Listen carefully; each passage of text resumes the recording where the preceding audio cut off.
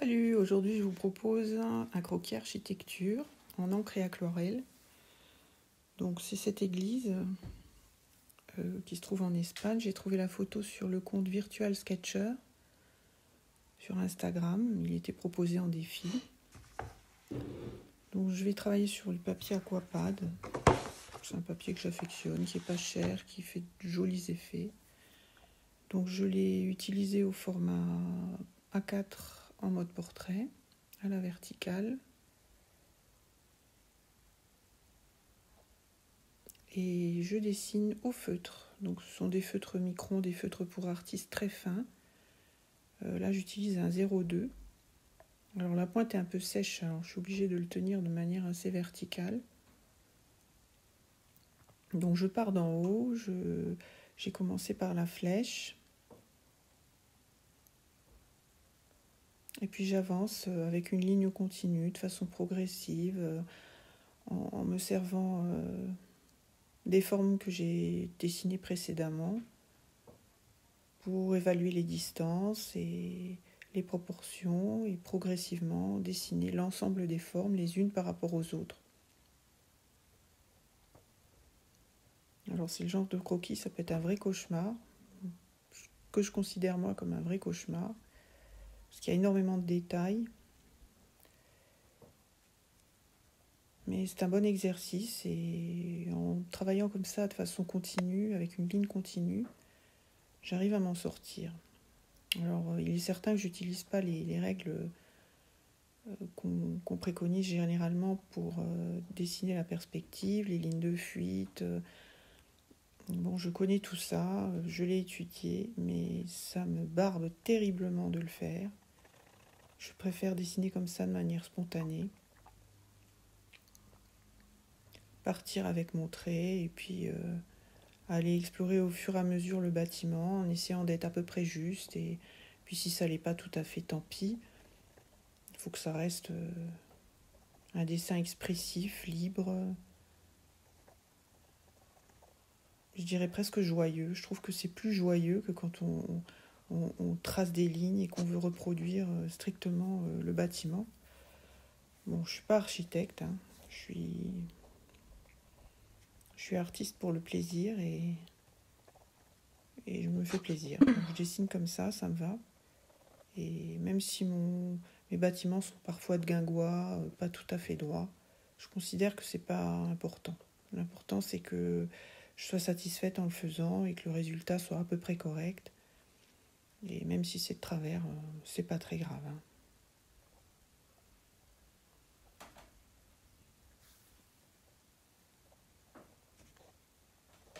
Bon, j'arrive dans le bas de la photo. La photo, vous pouvez la trouver facilement sur le compte de Virtual Sketcher.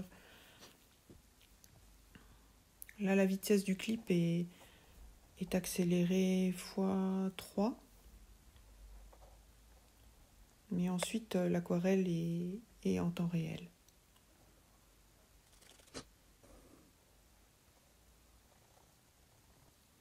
Alors, il y a des zones que j'ai volontairement hachurées pour les faire ressortir déjà au feutre. Ce sont des zones qui apparaissent vraiment noires sur la photo, des fenêtres, quelques ombres. Donc, vous voyez, j'ai pris un feutre un petit peu plus gros et je fais ressortir quelques traits, quelques zones qui méritent d'être accentuées pour donner un peu plus de profondeur au dessin, que ce soit moins plat. Des petits gribouillis de ci, de là.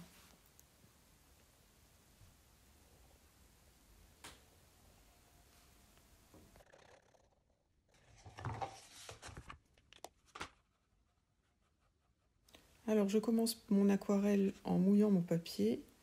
Alors j'utilise un pinceau langue de chat, qui est un pinceau large en bas et très pointu en haut, et puis qui fait comme un ovale.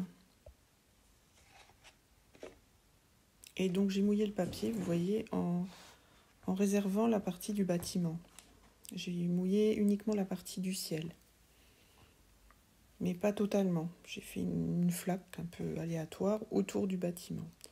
Et là, je viens poser du bleu dedans, en inclinant mon papier pour laisser couler les pigments vers le bas. Donc c'est un mélange de bleu céruléen, bleu sennelier, bleu royal sennelier.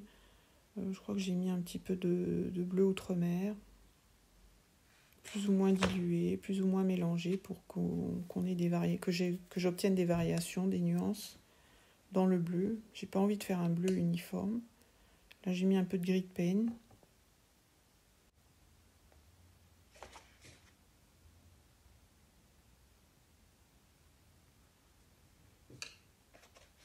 Je m'amuse avec les coulures. Vous voyez, j'ai bien incliné mon papier là pour faire couler l'excédent d'eau vers le bas.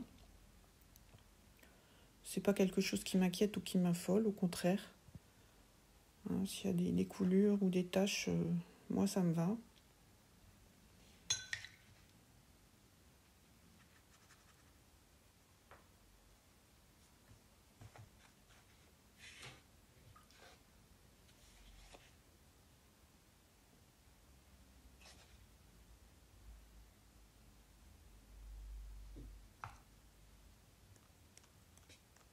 Là j'éclabousse, quelques projections, quelques gouttes. Le but étant toujours d'obtenir des variations dans le bleu, tant au niveau des nuances qu'au niveau des touches. Là je projette un peu d'eau pour essayer de faire apparaître quelques auréoles. Et là j'ai mis un peu de mauve.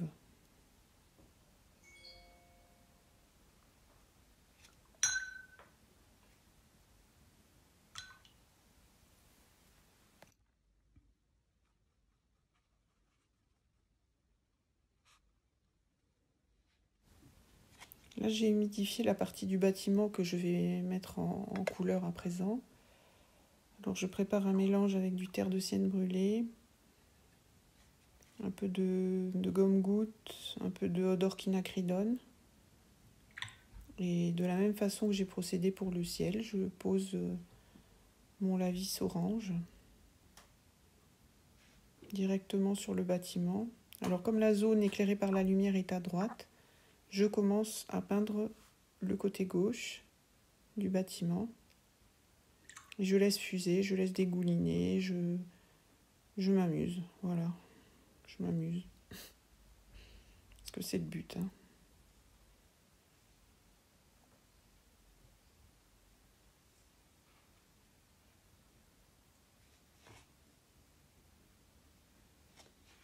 Je rajoute des pigments, j'incline mon papier plus ou moins en fonction des dégoulinures, de là où elles se produisent et si ça me va ou pas.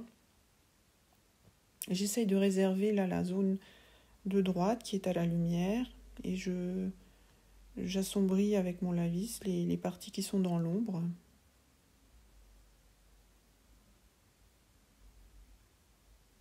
On va dire que j'essaie d'entourer les zones de lumière en fait, en peignant les parties de l'ombre et en réservant les parties à la lumière.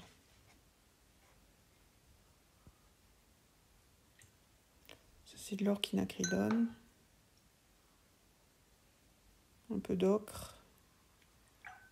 Toujours pareil, cette volonté de varier les nuances et puis varier les touches aussi.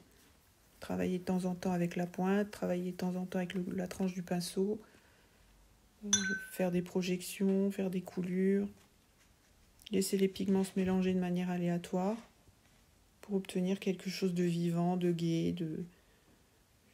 J'ai horreur de faire du coloriage en fait, en respectant les lignes. Alors certes, il y a des lignes, mais je ne vais pas me cantonner à remplir des zones de manière très nette.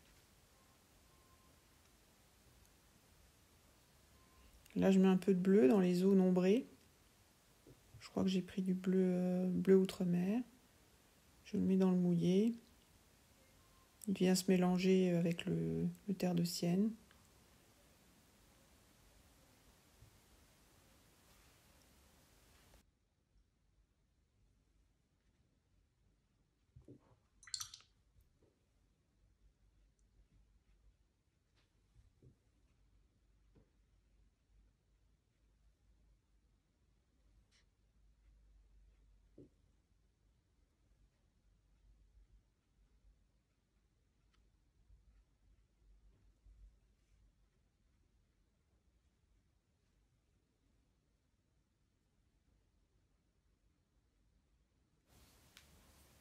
Là, les lavis sont un petit peu séchés, donc je peux revenir dessus en rajoutant des pigments pour vraiment accentuer la couleur terre de sienne brûlée à certains endroits.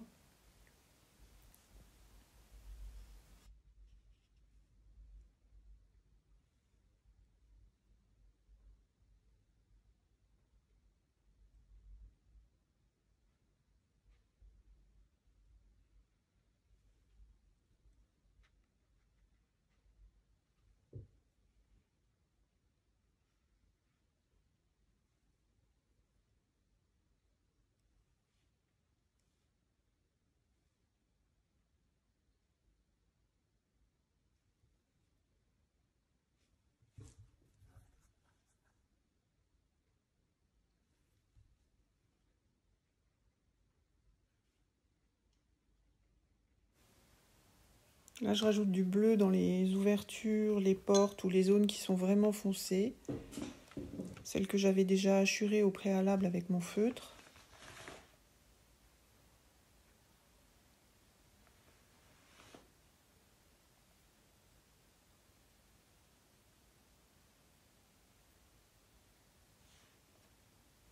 Quelques petits détails par-ci par-là pour accentuer le contraste. Là, je vais avoir du mal avec ma flèche. Là, je vais trop accentuer. Puis après, ça va pas me plaire.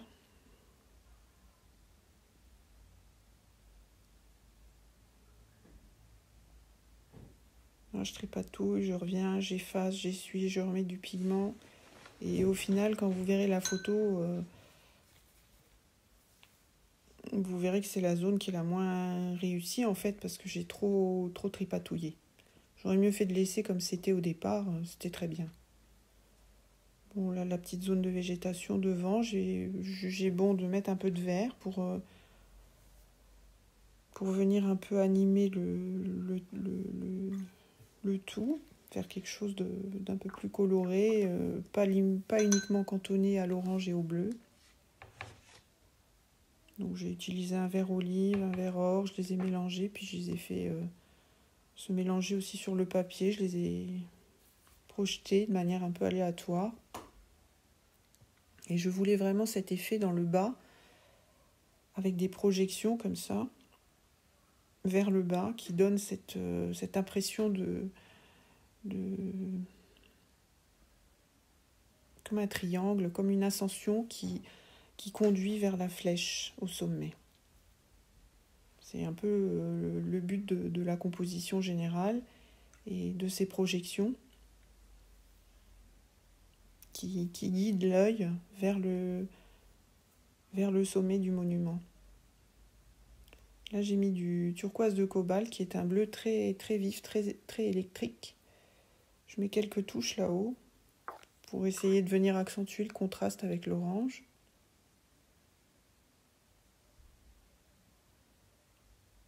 Là, du vert plus foncé pour donner du relief à la végétation aussi. Mais bon, là, j'arrive à la fin. Je ne sais plus trop quoi faire. Alors, bon, j'augmente. Le but, c'est toujours d'augmenter un petit peu le contraste. Mais bon, là, je m'interroge beaucoup sur que faire encore. Faut-il continuer? Faut-il s'arrêter? C'est souvent la question, hein, quand on fait une peinture, quelle qu'elle soit, avec n'importe quel médium. C'est dur de savoir quand il faut s'arrêter.